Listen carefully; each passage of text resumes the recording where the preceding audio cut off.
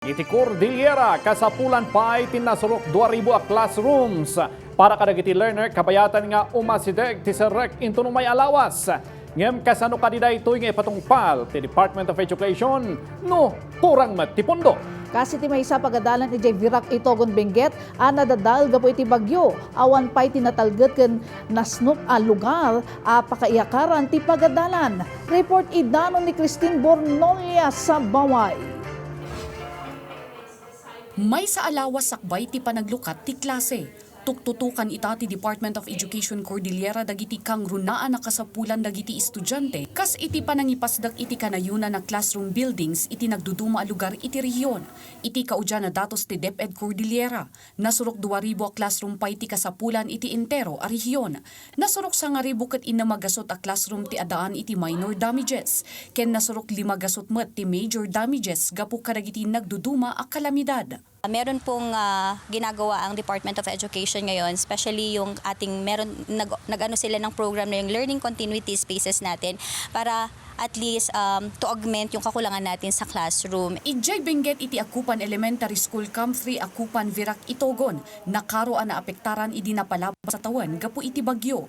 Sigon iti DepEd Cordillera ti agbali na sitwasyon ita ti nasao a pagadalan ket site relocation. Gaputa iti panagsukimat ti opisina, delikado ti lugar para kadagiti estudyante. So pumunta po ang ating butihing regional director doon at nakipagpulong po sa ating mga stakeholders, sa ating mga LGUs doon, no? And napagkasunduan po nila na site relocation po. Magpapatuloy po pa rin po yung ating operation sa school, sa Akupan Elementary School, pero site relocation po ang gagawin nila.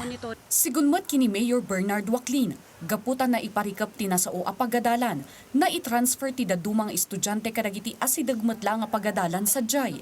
A posible a maipatungpal manen ita a school year, bayat nga maururay ti site relocation ti pagadalan.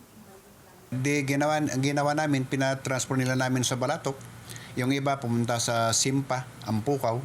Doon sila, pero may alternative kami na magpatayo kami ng mas malapit doon sa turning point ng mga 4 na mixed shift.